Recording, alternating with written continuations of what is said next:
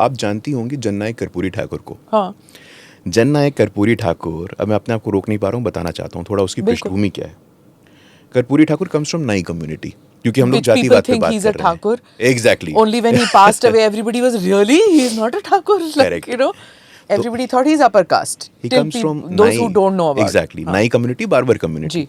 तो पहली बार जब कर्पूरी ठाकुर मुख्यमंत्री बनते हैं तो ये क्या नारा उठता है समाज में, आपको पता है?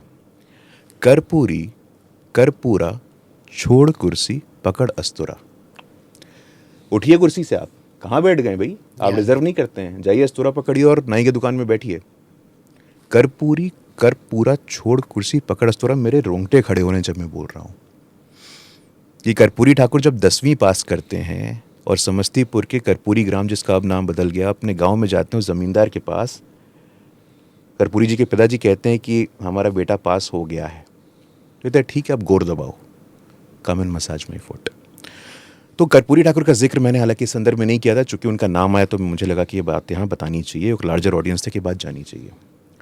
कर्पूरी ठाकुर जी मुंगेरी लाल कमीशन के रिपोर्ट को अप्लाई करते हैं, जहाँ पे look at the vision of the man. Smita ji, आप बस look at the audacity, for want of a better word, let me use it.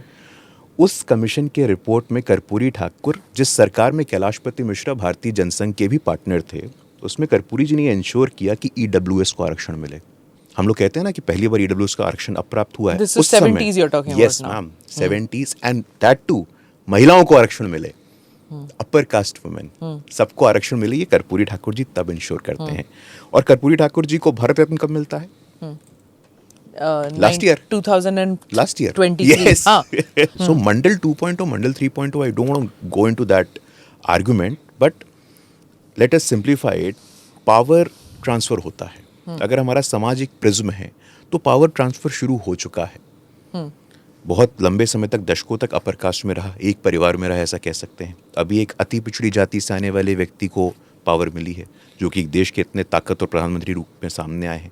आदिवासी की बेटी आई है। हमारे यहाँ हालांकि लालू जी आ गए थे, यूपी मुलायम सिंह जी आ गए थे, मायावती जी आ गई थी। तो पावर का डेमोक्रेटाइजेशन, जो सत्ता का विकेंद्रीकरण या सत्ता का लोकतांत्रिकरण है, वो शुरू हो गया है। मंडल कहिए या सोशल जस्टिस कहिए या रोहिणी कमीशन का रिपोर्ट कहिए या सब कैटेगराइजेशन कहिए, ये हमारे लोकतंत्र और संविधान की खूबसूरती है कि नव सामंतवाद चाहे जितनी कोशिश कर ले, सत्ता अंतिम व्यक्ति के पास जाएगी। और जो पंडित दीनदयाल जी ने कहा था, अंत्योदय, अंत्योदय के संकल्प को पूरा किया जाएगा।